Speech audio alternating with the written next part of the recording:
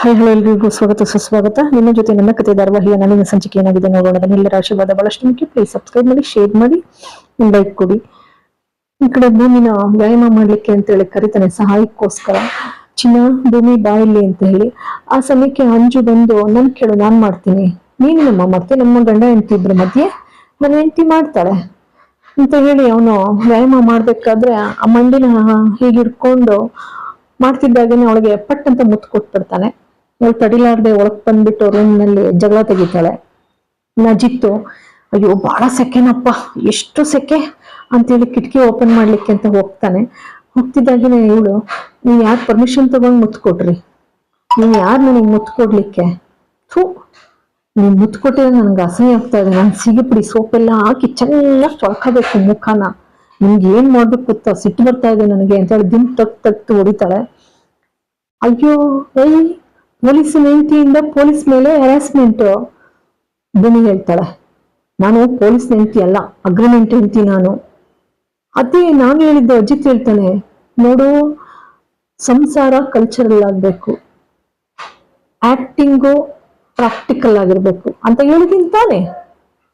ನನ್ಗೆ ಅದೆಲ್ಲ ಇಷ್ಟ ಆಗೋದಿಲ್ಲ. ನನ್ಗೆ ಏನ್ ಮಾಡ್ಬೇಕು ಅಂತ ಇದೀಯಾ? ನಾನು ಚೆನ್ನಾಗಿ ತೊಳ್ಕೊಡ್ತೀನಿ ನಾನು. ಅಜಿತ್ ಹೇಳ್ತಾನೆ, ನಾನು ಕೂಡ ಬೇವಿನ ಕಟ್ಟಿ ಎಲ್ಲ ಹಾಕಿ ಚೆನ್ನಾಗಿ ಬೈ ತೊಳ್ಕೋಬೇಕು. ನೋಡು ಹಿಂಗೆಲ್ಲ ಮಾತಾಡ್ಬೇಡ, ಹತ್ರಕ್ಕೆ ಬಂದ್ಬಿಟ್ಟು ಹೇಳ್ತಾನೆ ಅಜಿತ್. ಎಲ್ಲಿ ನನ್ ಮುತ್ತು ವಾಪಸ್ ಕೊಡ ನನ್ ಮುತ್ತು ವಾಪಸ್ಸು ಅಂತ ಅಂತಾನೆ. ಭೂಮಿ ತಟಸ್ಥವಾಗಿ ನಿಂತ್ಕೊಳ್ತಾಳೆ. ನಿಂತ್ಕೊಳ್ತಿದ್ದಾಗೇನೆ ಈ ಕಡೆ ಬರ್ತಾಳೆ. ಹಾಗೆ ಹೆಜ್ಜೆ ಹಾಕ್ತಾ ಬಂದ್ರೆ ಇಲ್ಲಿ ರೂಮ್ ನಲ್ಲಿ ಅಂಜು ಆಕಾಶನ್ ಫೋನ್ ಬರ್ತದೆ. ಆಕಾಶ್ ಕೇಳ್ತಾಳೆ, ನೋಡು ನೀನ್ 3 ದಿನ ಟೈಮ್ ಕೊಟ್ಟಿದ್ಯಾ ನನಗೆ, ಒಂದೇ ದಿನ ಕಳೆದಿರೋದು. ಆಕಾಶ್ ಈಗೆಲ್ಲ ಫೋನ್ ಮಾಡ್ಬೇಡ ಅಂತ ಹೇಳಿ ಅಂಜು ಹೇಳ್ತಾಳೆ. ಅಷ್ಟರಲ್ಲಿ ಅವ್ರ ಅಮ್ಮ ಬಂದ್ಬಿಡ್ತಾಳೆ. ದೇವಯಾನಿ ಬಂದಿದ್ದು ಅಂಜುನ್ ಕೇಳ್ತಾಳೆ, ಯಾರೇ ಅದು? ಆಕಾಶನೇ. ಹೌದಮ್ಮ, ಬಹಳ ಪೀಡಿಸ್ತಾ ಇದ್ದಾನೆ ನನ್ನ, ಏನ್ ಮಾಡಿದ್ರು ಬಿಡ್ತಾ ಇಲ್ಲ. ದೇವಯಾನಿ ಅಂಜು ಹತ್ರ ಬಂದ್ಬಿಟ್ಟು, ಅಜಿತ್ ನನ್ ಪ್ರಾಣ ಹಾಗೆ ಹೀಗೆ ಅಂತ ಹೊಡ್ಕತಿದ್ದಲ್ಲೇ, ಮತ್ತೆ ಈಗ ನೋಡಿದ್ರೆ ಯಾವನ್ನು ಪ್ರೀತಿಸಿ ಹಿಂಗ್ ಬಂದಿದೆಯಲ್ಲೇ. ಅಂಜು ಹೇಳ್ತಾಳೆ, ಇಲ್ಲಮ್ಮ, ದುಡ್ಡುಗೋಸ್ಕರ ಇಷ್ಟೆಲ್ಲ ಪೀಡಿಸ್ತಾ ಇದ್ದಾನೆ ನನ್ನನ್ನ. ಅದಕ್ಕೆ ದೇವಯಾನಿ ಹೇಳ್ತಾಳೆ, 10 ಲಕ್ಷ ತಗೊಂಡಾಗ ಅವ್ನ ಮುಖದ ಮೇಲೆ ಬಿಸಾಕು. ಇದೆಲ್ಲ ಡೀಟೇಲ್ ಆಗಿ ಏನೇನ್ ಮಾತಾಡಿರೋ ಅದನ್ನೆಲ್ಲ ಆಚೆ ನಿಂತ್ಕೊಂಡು ಭೂಮಿ ಕೇಳಿಸ್ಕೊಬಿಡ್ತಾಳೆ. ಭೂಮಿ ಸಂಪೂರ್ಣ ಎಲ್ಲ ಕೇಳಿಸ್ಕೊಂಡು ಆಗಿರ್ತದೆ. ಆಗ ದೇವಯಾನಿಗೆ ಅನುಮಾನ ಬರ್ತದೆ, ಅಲ್ಲಿ ನೆರಳು ಬಿದ್ದಿದ್ ನೋಡಿ, ಓ ಯಾರು ನಿಂತಿದ್ದಾರೆ ಅಂತ ಹೇಳಿ. ದೇವಯಾನಿ ಇಷ್ಟೊತ್ಕಾಗ್ಲೇ ಖತರ್ನಾಕ್ ಕೆಲಸ ಮಾಡಿ ಬಂದಿರ್ತಾಳೆ. ಕಳತನಕ್ ಮಾಡೋಕೆ ಅವಳನ್ನ ಕಳ್ಸಿರ್ತಾಳೆ ಅಶ್ವಿನಿನ ಲಕ್ಷ್ಮಿ ಮನೆಗೆ. ಈ ಮಂಗ ಭೂಮಿ ಎಲ್ಲಾ ಡೀಟೇಲ್ಸ್ನು ಬಿಟ್ಕೊಟ್ಟಿರ್ತದೆ. ತನ್ನ ನೆನಪಿರ್ತಕ್ಕಂಥದ್ದು ಎಲ್ಲ ವಸ್ತುಗಳನ್ನು ಕೂಡ ಟ್ರಂಕ್ ಅಲ್ಲಿ ಇಟ್ಟಿರೋ ವಿಚಾರನ ಅವಳಿಗೆ ಬಾಯ್ ಬಿಟ್ಟಿರ್ತಾಳೆ. ಆ ಟ್ರಂಕ್ ಕದಿಯಕ್ಕೋಸ್ಕರ ಅಶ್ವಿನಿ ಕಳ್ಸಿರ್ತಾಳೆ. ಮಹಾತಾಯಿ ಲಕ್ಷ್ಮಿ ಇಲ್ಲಿ ಬಾಗ್ಲಾಗ್ತಾ ಅವಳು ಮಲಗಿರ್ತಾಳೆ. ಅದೇ ಸಮಯಕ್ಕೆ ಭೂಮಿ ಫೋನ್ ಬರ್ತದೆ. ಭೂಮಿ ಫೋನ್ ಮಾಡ್ತಿದ್ದಾಗೇನೆ ಫೋನ್ ಎತ್ಕೊಳ್ತಾಳೆ. ನಿದ್ದೆಗಣ್ಣಲ್ಲೇ ಮಾತಾಡ್ತಾಳೆ. ಭೂಮಿ ನಿದ್ದೆ ಬಂದಿಲ್ಲ, ಮಲ್ಕೊಂಬಂತ. ಹಂಗಲ್ಲಕ್ಕ, ಮಾತಾಡೋಣ ಅಂತ ಮಾಡಿದೆ. ಯಾಕಮ್ಮ ಇಷ್ಟೊತ್ತಿನಲ್ಲಿ ಫೋನ್ ಮಾಡಿದೀಯಾ ಅಂತ ಬಾಗಿಲು ಕಡೆ ನೋಡಿ ಬಾಗ್ಲು ಓಪನ್ ಆಗುತ್ತೆ. ಭೂಮಿ, ನಾನ್ ಬಾಗ್ಲು ಹಾಕಿದ್ದೆ ಓಪನ್ ಆಗ್ಬಿಟ್ಟಿದ್ಯಲ್ಲ. ಭೂಮಿ ಹೇಳ್ತಾಳೆ, ಹಾಗೆ ಫೋನ್ ಆಣೆಲ್ಲ ಇಟ್ಕೊಂಡು ಆಚೆ ಬಾಗ್ಲು ಹಾಕೋಕ್ಕ ಅಂತಾಳೆ. ಬಾಗ್ಲ ಹಾಕೊಂಡು ಬಾಗ್ಲ ಹಾಕಾಯ್ತಕ್ಕ, ಆಚೆ ಯಾರಿದ್ದಾರೆ ನೋಡಾಗೆ ಅಂತ ಭೂಮಿ ಹೇಳ್ತಾಳೆ. ಲಕ್ಷ್ಮಿ ನೋಡ್ಬಿಟ್ಟು, ಬರ್ತಾ ಇದ್ದಾನೆ, ಪೊಲೀಸು ಬರ್ತಾ ಇದ್ದಾನೆ, ಅವನು ಅವರ ಸ್ನೇಹಿತ ಕೂಡ ಪರಿಚಯಸ್ಥರು, ಆ ಪರಿಚಯಸ್ಥ ಬರ್ತಾ ಇದ್ದಾನೆ ಅಂತಿದ್ದಾಗೇನೆ, ಹಾಗಿದ್ರೆ ಆ ಅಣ್ಣನ ಹಾಗೆ ಒಳಗಡೆ ನೋಡೋಕ್ ಕೇಳು. ಒಳಗಡೆ ಪೊಲೀಸ್ ಒಳಗಡೆ ಎಲ್ಲ ನೋಡ್ತಾನೆ, ಯಾರು ಇರೋದಿಲ್ಲ. ಈಚೆ ಬಂದ್ಬಿಟ್ಟು, ಲಕ್ಷ್ಮಿ ಅಕ್ಕ ಯಾರು ಇಲ್ಲ, ಭದ್ರಾಗ್ ಬಾಗ್ಲ ಹಾಕೋ. ಲಕ್ಷ್ಮಿ ಯಾರು ಇಲ್ಲ ಅಂತ ಹೇಳಿ ಭೂಮಿಗೆ ಹೇಳ್ತಾಳೆ. ಸರಿನಕ್ಕ, ಇನ್ಮೇಲಿಗೆಲ್ಲ ಮಾಡ್ಬೇಡ, ನೀನು ಬಾಗ್ಲ ಹಾಕೊಂಡ್ ಮಲಕ್ಕೋ. ಅದೇನೋ ಊರ್ ಕೊಳ್ಳ ಹೊಡೆದ್ಮೇಲೆ ಬಾಗ್ಲು ಹಾಕಿದ್ರಂತೆ, ಹಾಗಾಯ್ತು ಕತೆ. ಕೋಟೆ ಎಲ್ಲ ಕೊಳ್ಳೆ ಹೊಡೆದಾಯ್ತು. ಆನಂತರ ಊರ ಬಾಗ್ಲು ಮುಚ್ಕೊಂಡ್ರು. ಏನ್ ಪ್ರಯೋಜನ, ಎಲ್ಲ ಮುಗ್ದೋಗಿತ್ತು ಕತೆ. ಹಾಗೆ ಲಕ್ಷ್ಮಿ ಮನೆಯಲ್ಲಿ ಹೋಗ್ಬೇಕಾದಂತ ಅಮೂಲ್ಯವಾದ ವಸ್ತುನ ಇವಳು ಅಶ್ವಿನಿ ಹೊತ್ಕೊಂಡು ಹೋಗಾಗಿತ್ತು. ಆಮೇಲೆ ಇವಳು ಬಾಗ್ಲು ಭದ್ರಪಡಿಸ್ಕೊಂಡ್ರೇನು ಬಿಟ್ರೇನು.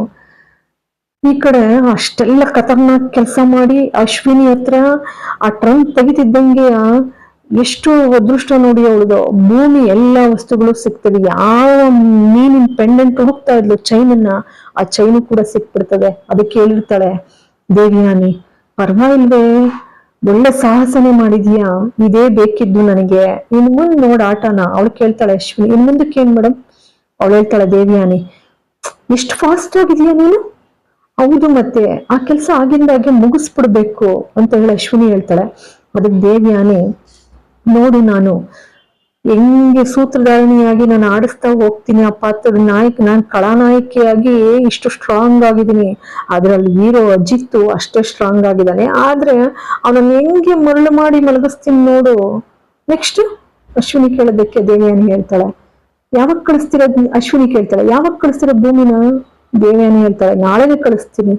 ನಾಳೆ ಇಲ್ಲ ನಾಳಿದ್ದು ಅನ್ಕೋ, ನೋಡ್ತಾ ಇರೋ ಹಾಗೆ ಹೇಗ್ ಆಡಿಸ್ತೀನಿ ಅಂತೇಳಿ ಇಷ್ಟೆಲ್ಲ ಖತರ್ನಾಕ್ ಕೆಲಸ ಮಾಡಿ ಬಂದಿರ್ತಾಳೆ. ಆದ್ರೆ ಅವಳು ಮಗಳನ್ನೇ ಸರಿಯಾಗಿ ಅವಳು ಕಾಪಾಡ್ಕೊಳಕ್ ಆಗಿರೋದಿಲ್ಲ, ಯಾವನೋ ಬಲೆಗ್ ಬಿದ್ದು ಮೋಸ ಹೋಗಿರ್ತಾಳೆ ಅಂತ ಕತೆ ಕೇಳಿ ಅವಳಿಗೆ ಶಾಕ್ ಆಗುತ್ತೆ. ಅಂತೂ ಇಂತೂ ಭೂಮಿ ಸಂಪೂರ್ಣ ಎಲ್ಲ ಕಥೆನೂ ಕೂಡ ಕೇಳಿಸ್ಕೊಳ್ತಾಳೆ.